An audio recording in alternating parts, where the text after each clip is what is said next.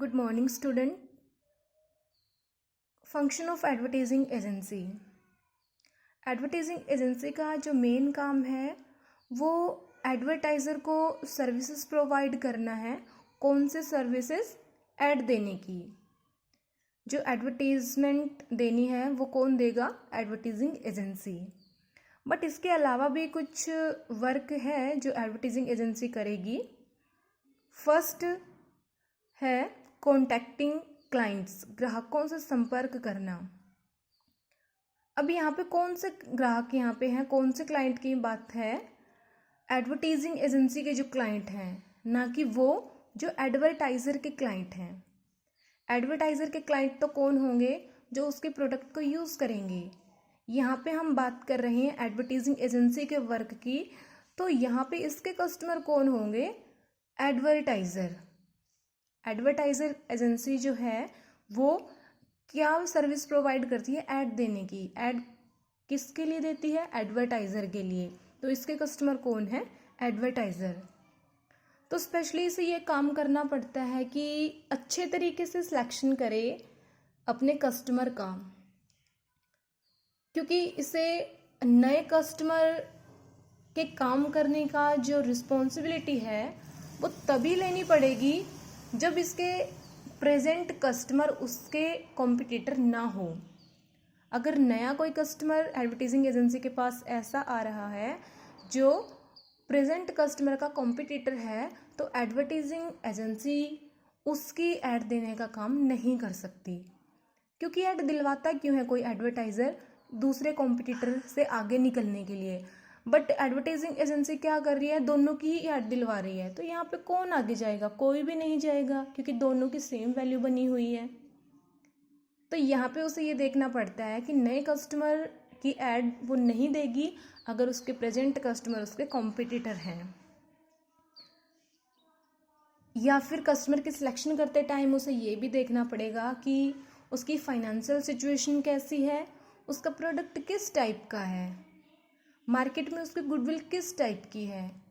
क्योंकि अगर एडवर्टाइज़र की खुद की कोई स्टैंड नहीं है, अगर उसके पास फाइनेंशियल सिचुएशन भी ठीक नहीं, उसके गुड्स की क्वालिटी भी अच्छी नहीं है, तो एडवर्टाइजिंग एजेंसी उसके वर्क की रिस्पॉन्सिबिलिटी लेके मार्केट में अपनी खुद की वैल्यू को डाउन नहीं करवाएगी। Second, advertising planning. Advertising planning करने के लिए कुछ वर्क है एडवर्टाइजिंग एजेंसी कर। फर्स्ट ऑफ ऑल उसे ये देखना पड़ेगा कि एडवर्टाइज़र के प्रोडक्ट में ऐसी कौन सी अलग क्वालिटी है, कौन सी यूनिक क्वालिटी है जो कॉम्पिटिटर में नहीं है, कॉम्पिटिटर के प्रोडक्ट में नहीं है। क्योंकि ऐसी क्वालिटी को वो अपनी एड कॉपी में प्रेफर करेगी, अलग दिखाएगी दूसरी कंपनी से हमारी कंपनी को। मार्केट के सर्वे करके देखेगी एड एजेंसी, कस्टमर की सिचुएशन का पता लगाएगी एड एजेंसी, ये देखेगी कि प्रोडक्ट किस टाइप का है, कौन से सीजन में वो सेल होगा, कॉम्पिटिटर का लेवल कैसा है, कॉम्पिटिटर ने किस टाइप की एडवर्टाइजिंग प्लानिंग का यूज़ किया है, उसकी सर्वे करी जाती है और फाइनल टच दे दिया जाता है एड प्लानिंग को। यानी कि सब कुछ डिसाइड कर लिया जाता है, यहाँ पे सारी इन्फॉर्मेशन कलेक्ट कर ली जाती हैं कि फाइनल सिचुएशन क्या है, मार्केट की सिचुएशन क्या है, कॉम्पिटिटर की सिचुएशन क्या है, हमारे प्रोडक्ट की सिचुएशन क्या है, कस्टमर की सिचुएशन क्या है। एंड देन क्रिएटिव फंक्शन करवाया जाता है। क्रिएटिव फंक्शन यहाँ पे कौन सा होगा?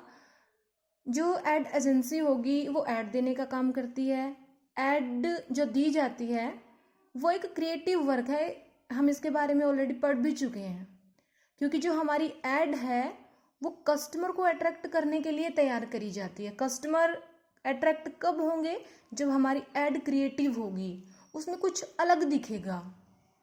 हमारा जो मॉडल हमने सेलेक्ट किया है वो भी यूनिक है, हमने जो राइटर सेलेक्ट किया है वो भी यूनिक है।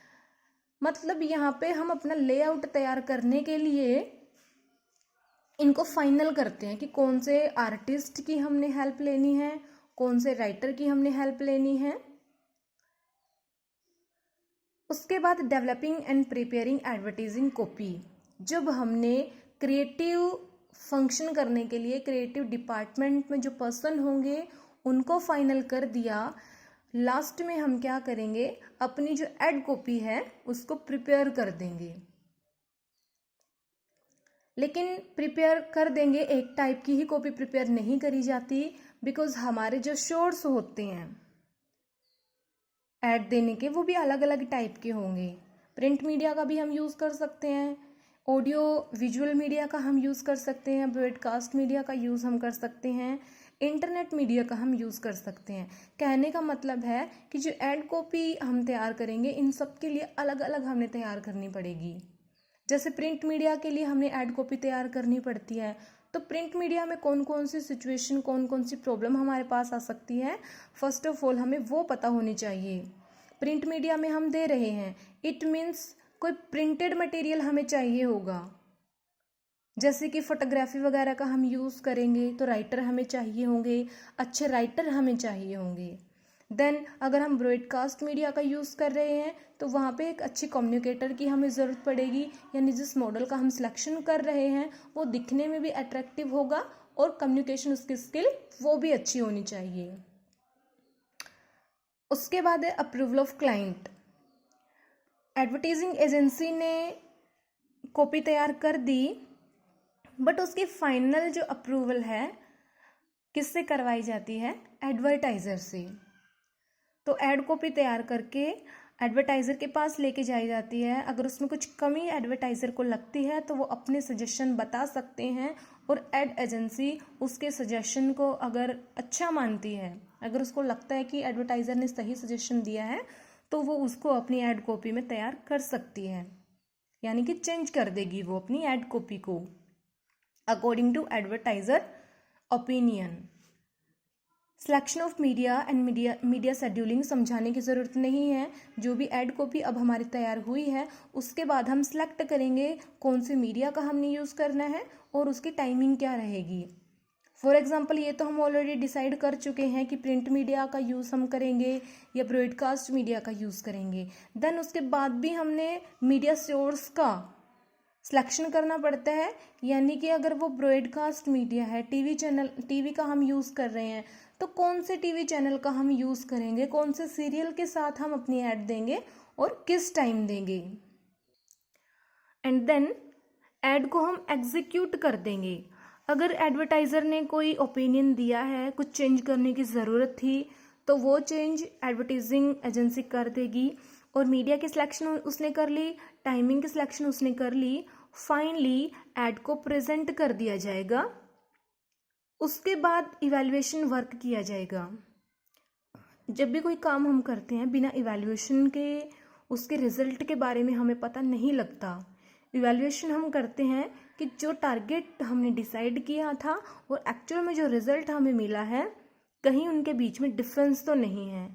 अगर हमें लग रहा है कि हमें जो टारगेट, हमारा पर्पस जो हमने डिसाइड किया था वो अचीव हमें नहीं हुआ, तो हमें ज़रूरत है कि हम अपनी ऐड जो कॉपी है उसको चेंज करें। बिना इवैल्यूएशन के ये चीज़ पता नहीं लगाई जाती। उसके अलावा ये कुछ मार्केटिंग फंक्शन भी करती है। मार्केटिंग फंक्शन, मार्केट से रिलेटेड सारी सिचुएशन जो हैं उनका पता लगाने का काम भी एड एजेंसी करती है। मार्केट में हमारे कस्टमर होते हैं, मार्केट में हमारे कॉम्पिटिटर होते हैं, तो इन सब की जो लेवल है वो एड एजेंसी एडवर्टाइज़र को बता सकती है। यहाँ तक कि जो एडवर्टाइज़र के प्रोडक्ट का प्राइस डिसाइड किया जाएगा उसमें भी हेल्प कर सकती है, क्योंकि इसको पता होता है कि कॉम्पिटिटर का प्राइस क्या है और कॉम्पिटिटर को फेस करने के लिए हमारा प्राइस कितना होना चाहिए, या फिर कस्टमर किस टाइप के हैं वो कितना बियर कर सकते हैं प्राइस को। उसके बाद रिसर्च फंक्शन, जो भी काम ये करेगी एड एजेंसी उन सब के लिए फर्स्ट ऑफ ऑल इसे रिसर्च करनी पड़ती है। जो मीडिया है वो किस टाइप की है, कितनी कॉस्ट मीडिया की आएगी, कौन सा मीडिया फेमस है, कौन सा न्यूज़पेपर फेमस है, कौन सा टीवी सीरियल फेमस है, ये सारी चीज़ें पता लगाने के लिए इसे रिसर्च करना पड़ता है। And finally accounting function, normal सी बात है, एडवर्टाइजिंग एजेंसी का अपना खुद का एक अलग बिजनेस है, तो जो भी फाइनेंशियल ट्रांजैक्शन होंगे उन सब की ये रिकॉर्डिंग रखती है।